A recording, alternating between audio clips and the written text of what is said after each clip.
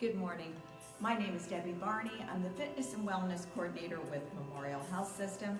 This is our Move series. I'm here to inspire you to move, so get up and join me with this.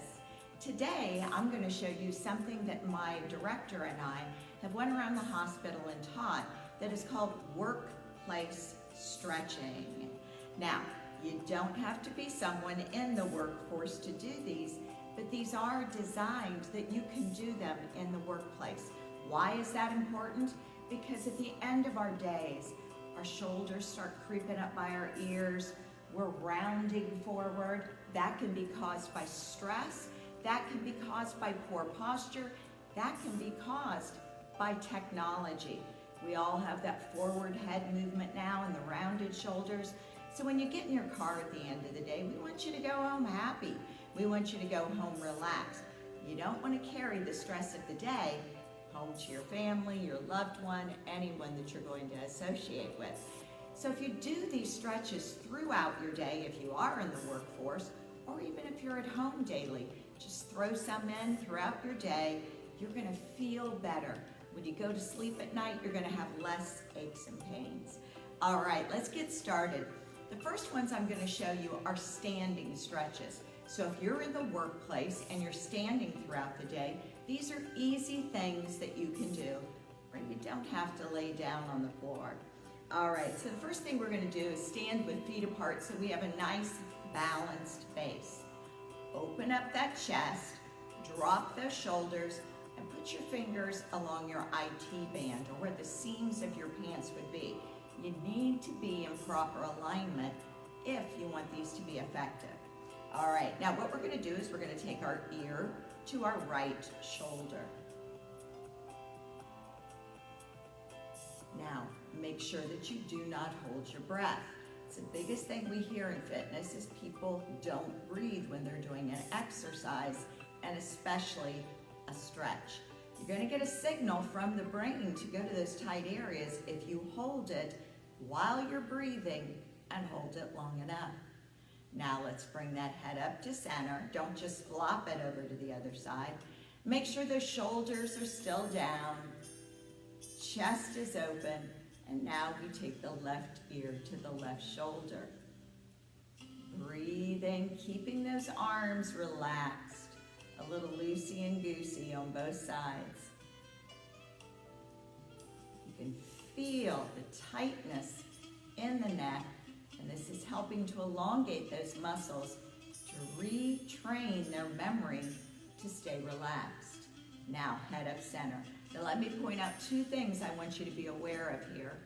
I go into GHO, General Hospital Orientation, and I teach them this, and 50% of the classroom is going to do this. If you noticed, I raised my shoulder instead of taking my ear to my shoulder. We also have a small percentage that do this. They tip their chin towards the shoulder instead of the ear. So we have to be able to make that body connection. Chin stays center, midline of the body, and it is that ear you want to take over there. Keeping the shoulder down. Then you bring the head back up, and you go to the other side. So don't raise the shoulder and don't tip the chin. I recommend you do this in front of a mirror because you don't even realize that's what you're doing until you see yourself do it. All right, the next thing is chin tucks. Because of that forward head motion and all of our electronic devices nowadays, we have this head forward position. So what you're going to do is a chin tuck. Standing up again, shoulders down, chest open. Pull that chin in. Now, what I don't want you to do is bring the forehead down. You want to pull the chin in. And if you're not sure if you're doing this, one way to make sure is stand against a wall. Get your heels, your buns, your shoulders against the wall, back of the head against the wall, and then pull the chin in. That way you know you're doing an actual chin tuck and not head forward. Again, you want to hold that. Shoulders down, chest open, breathe, and then release it and do that about 10 times. That's going to loosen up the muscles in the back of the neck from that head forward position. The next thing we're going to do, still standing wide for a solid base, arms relaxed, is look left, look right. So we turn the head and we look to our left. Shoulders stay down. Look as far as you can. You're going to feel some tightness when you get to that furthest point. And slowly bring that head back to center. Turn and look to the right. Chest open, shoulders down. Even think about engaging your abdominal muscles, lifting through the rib cage. Back to center. Left again. Breathing. Arms loosey and goosey, no tension in the arms. Back to center. And then look to the right. And back to center. I'm one of the organizers for our Matter of Balance classes here at the hospital. And one of the things that we learn is as we mature, and I'm talking age 40 and above, we begin to lose the ability to rotate the torso, but also rotate the head on that neck. What that does is that is going to limit the safety in your driving. Because if you can't rotate the torso and that head on that neck, you're not going to see in that blind spot. So that's why it's so important that you start practicing this now. You don't wait until you're 65 or 70 to do these. Plus, it's just going to release tension in that neck. You're going to go home a happier person. All right, the next one we call scap squeezes. So your scapula are those shoulder blades. We're going to hold our hands in right angles, abs tight, shoulders down, and you're going to squeeze those shoulder blades together and release. Squeeze and release. Now, what I see sometimes in my classes is that mind-body connection isn't quite there, so there is an arm movement back and then arms forward again. Arms stay in place. You're squeezing with those shoulder blades. Squeeze and release. Squeeze and release. Squeeze and release. You're releasing the tension underneath those shoulder blades where we get lots of knots. If you ever go to a massage therapist, they hit one of those, you're about up off that table. This is going to help to relax those muscles so we don't get those knots. All right, the next one, hands again, fingertips on that IT band or where the seams of your pants will be. And these are shoulder rolls. We want to over-exaggerate the backward and the downward movement. Fingertips stay on those outer thighs. Really over-exaggerate the backward and the downward movement. Try not to get too much tension in those arms all the way to the fingers. Big, slow circles. If we do it fast, we shorten the length of the muscle, and we're just making things worse instead of better. All right, do that about 10 times. Now, I never do shoulder rolls forward. Reason being, all day long with our bad posture, we're doing this. So I don't need to stretch those forward anymore. I've done it all day long. I've overstretched the back muscles. I've shortened the chest muscles. I want the muscle memory of putting those muscles back to what they're supposed to do. Hold that chest open. So I only do the reverse shoulder rolls. Over-exaggerate and slow. All right, the next thing we're going to do is a low back arch. So you're going to place your hands in the small of your back or in your low back, right where that low lumbar curve is supposed to be. Many of us have begun to lose that low lumbar curve by the age of 40. Put your hands right there and you're going to arch back, pushing the pelvis forward, letting that head go, and then come back up. Now you just come to an upright position, you don't go forward, and you never do these fast because you will get dizzy. Low back pain happens because of short, tightened hamstrings or issues that we already have with our back. This is teaching the back muscles to hold everything in where that low lumbar curve is supposed to be. Over time, we've lost that because instead of standing like this, we cock one hip out, and instead of sitting lifted through the rib cage, we sit like this, and we lose that low lumbar curve. So 10 repetitions, hands there, push that pelvis forward, drop the head, go back as far as you can. Now, come up slowly so you don't get lightheaded. Pause for a moment, 10 repetitions. The ultimate goal in this is to bend back far enough that you can see the wall behind you. Now, most people will chuckle when I say that, but over time, you will get flexible enough that you can do that. Don't try that the first few times you do it. It's going to take progression. Hands go there, shoulders are down, pelvis tips forward, head drops back.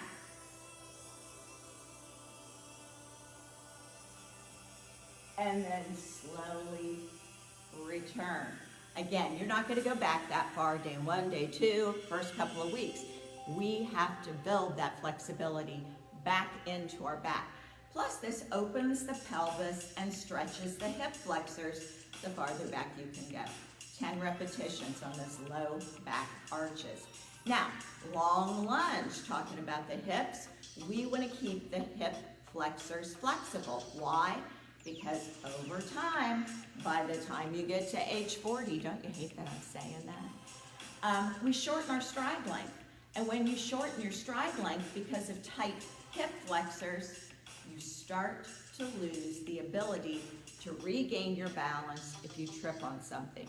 If these stay flexible and strong, you are more likely that when you trip on something, you're not going to hit the ground. So what we're going to do here is a nice long lunge. Front leg is bent, back leg is straight, and we want to keep that heel up. Now, both sets of toes are pointed forward. If you're shaky on this, this really is a balance exercise. Hold the back of the chair or get along a wall where you can place your hand there.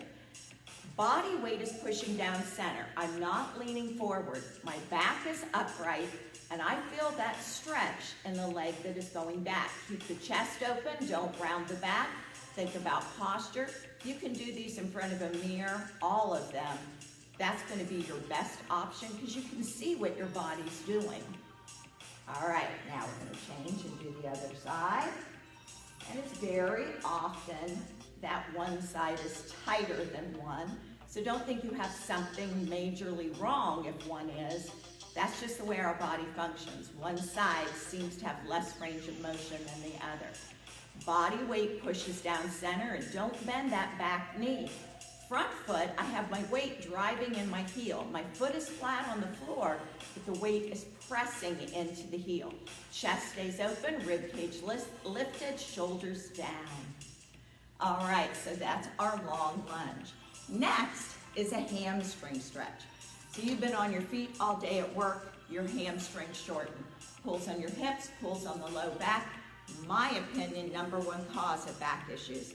Hamstrings are too tight. We don't keep them flexible after we get past a certain age of playing games and doing sports. So, workplace, you're not just going to throw your leg up on a desk, but what you can do to stretch those hamstrings is step back with one leg and bend that knee. Set down into it. Don't push the knee forward. Set back into it. Other leg goes out straight, foot flexed, toes up. Those toes are going to want to relax and go forward because we're getting a deeper stretch. That means you're going to feel that resistance more. Now, if that's enough resistance for you, you stop right there. If it's not, you rotate the torso towards that leg and you hinge forward. Don't round the back, hinge forward, chin up. And then when you get very flexible, you reach all the way down and grab that foot, but still with a lengthened spine. And the other side, step back with one leg. We're going to set down in that back leg, bending the knee but pushing the butt back, straightening the leg that's out to the front, toes pointed up towards the ceiling, rotate the torso, hinge forward, keeping that chin up. Now you stop where you feel the most resistance. If you feel enough resistance here, that's where you're at. That's where you start. Over time, you're gonna have to go a little farther to feel it more. That's when we add the hinge. When you're no longer feeling the resistance there, that's whenever you take that hand to the toes. All right, loosening up the hamstrings. So those are our standing stretches. Those are a little bit easier to do throughout your day in the workplace, not causing too much attention to yourself. And you don't have to do them all at one time. If you can, your body's gonna feel great, but you can just pick and choose. Where do you have the tightness? Where do you have the tension? And work on those. And you don't just do them once a day. I might do these shoulder rolls 3 or 4 times during the day as my upper back gets tight and my neck gets tight. Especially if you have a headache, do the ear to the shoulder, do the shoulder rolls, and do the scap squeezes. Sometimes it's just tension in the muscle. Now, for those of you that are in the workforce that are seated all day, I haven't forgot about you. Here is what we do. So the first thing you're gonna do at your desk is you're gonna scoot out from the seat back. So if I'm all the way back here, I wanna slide forward slightly. Now, I've got hips straight out to knees, straight down to ankles, toes straight forward. And what I'm gonna do is I'm gonna loosen up the low back, but I'm also working my core and tightening my abs. So I place my hands on the sides of the chair and I scoop. Now when I scoop, I'm tipping my pelvis, squeezing my abs, squeezing my buns, but I'm getting that hollowed out feeling. So now I've lost that low lumbar curve, and then I set up tall and I push through that low lumbar curve. Now I'm gonna turn the chair sideways so you can see what I'm doing. So we start here. Now I scoop. No low lumbar curve, round at the back, chin is forward, and now I stretch up tall, really pushing into that low lumbar curve. So it's an exaggeration, but working that gets circulation flowing through the spine. It's gonna loosen up your hips and you're not gonna go home with low back pain. So we've got a scoop, and then a lift, and a scoop, and then a lift. When you do that, core workout bonus. All right, now this is the same thing with the scoop, but we're gonna come up on the balls of the feet. You're gonna grab the knees with your hands, and you're scooping, but you're really rounding that back, bringing the chin to the chest, squeezing the abs. Then with hands still on the knees, you sit up tall, push the shoulders down. So this is just a variation. Chin to the chest, rounding that spine, coming up tall, push the shoulders down, long neck. One more time, chin to the chest, really holding those legs, pulling, pulling, pulling, and come up. It's gonna give you a lot of back relief, might even help with hip issues you're having. You're gonna feel better whenever you do it. All right, the next one is going to be a hamstring stretch. Showed you the standing one. So if you're sitting at a desk, all you do is extend one leg out underneath that desk. Again, toes pointed up. If I don't have much resistance there, if I do, I stop there. But if I don't have much, I hinge forward, lengthening the spine. Stop where the resistance is greatest. And if you're pretty flexible, you're gonna reach all the way down to those toes, keeping the chin up. And other leg. You feel a lot of resistance here, that's your stopping point. If not, then we hinge forward, long back, chin up. Stop when you feel the resistance. Now, not only am I stretching out my hamstring, I'm stretching out my calf and the back of my knee, but I can also feel my lower back. That means I'm releasing it. And if you can reach all the way down, you go all the way down. Again, make sure you breathe through all these stretches. But you can just do that under your desk throughout your day. Just get a nice stretch, hinge forward a little. You don't have to reach all the way to the foot to get results. All right, the next one is going to be a torso rotation. So this is also going to help to release the back, the hips, and it's just generally going to make you feel better. Feet and knees together. I'm sitting at my desk. Take my left hand on the outside of my right knee. I take my right hand and grab the back of my chair. I press against my knee, rotate my torso, and look back over that right shoulder. Breathing, and release and come to center. Other side, right hand outside of the left knee, left arm back, grabbing that seat back, rotating that torso. Notice how my knees are staying together. I don't relax here. That relaxes the stretch. Keep the knees and feet tight together. Look as far back as you can over that left shoulder. Come back to center. Now, inner thigh and hip stretch. We're going to take those legs out. Let's say you're seated at your desk, so you can't go all the way down to the floor. You're going to hit your head on your desk. So we just open the legs, lift those little sit bones a little, ankles straight down from the knees. We're going to take our hands against our inner thighs, lengthen that torso, and just push those legs open. It's under the desk. It's okay if it's not ladylike. Push it open, drop the shoulders. Now, if you have the ability to slide your chair back, if your chairs have wheels on it, kick those locks into place so it's not going to kick out from under you. But what you do is you lean forward and you put your hands all the way on the floor. Not only am I stretching my inner thighs, but my back, my hips, and even my buns can feel this. And then back up. And remember, these aren't just for people in the workforce. They're for everybody to do. But you can do seated or standing. Now, if you think, well, I can't put my hands to the floor, that's fine. Just do this one. And what you're working on is trying to get more mobility through the hips, stretching out these adductors or inner thighs. Now, marching is a great thing to do if you're seated at your desk. If you're seated in a car, you just want to lift a leg and down, lift and down. The whole time you want to think about lifting through the rib cage, keeping the shoulders down and the chest open. But lifting one leg gives your back relief. So marching is a great thing to do under your desk, riding in a car, anytime throughout your day if you're sitting and watching TV. I would not do this fast because doing it fast, again, is going to shorten the length of the muscles. We're trying to get things to relax. The biggest thing about this is it's going to relieve back tightness. Now, I had some people that came to me from Walmart for a while, and they were wanting some help standing at their cash registers all day. Their back was bothering them. So what I had them do, because they are standing, but you can do this seated, they had a little shelf underneath where the cash register was. I said for a while, lift that foot up, put it on that shelf. Stand just on one leg to give this side of the back some relief. Then switch, stand on the other leg, put this foot up on the shelf to give this side some relief. Well, it's the same thing when you're seated.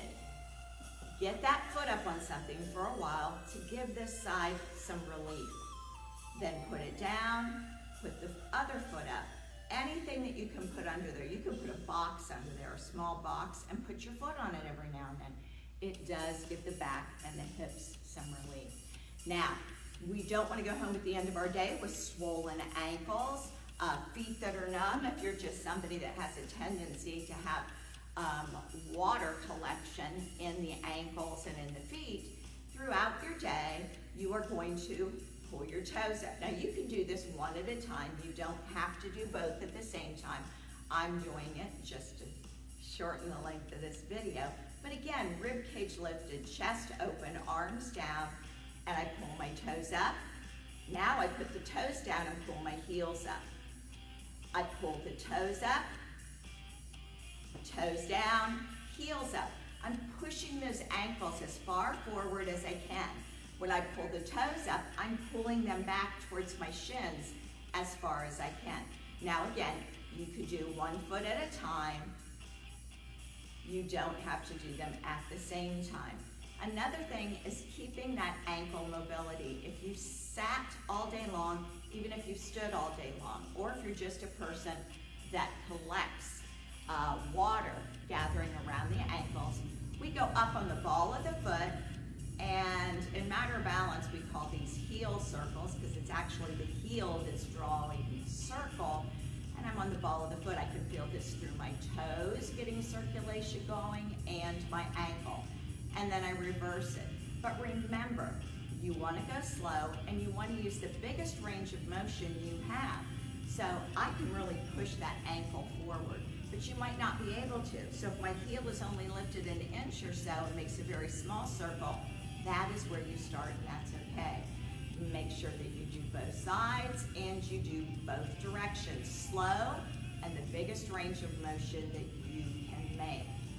All right, now here's one just to relieve the shoulders, the arms, the back. And what we're gonna do is we're gonna take both hands up in the air, stretching them, and then arch back. Notice my arms stay by my ears. They do not push beyond. And then release. And arch back, arms by ears, really pushing those hands towards the ceiling. That's gonna get circulation flowing again in those arms if you've been doing this all day, if you've been talking with your hands like I do all day, but that's gonna get circulation flowing.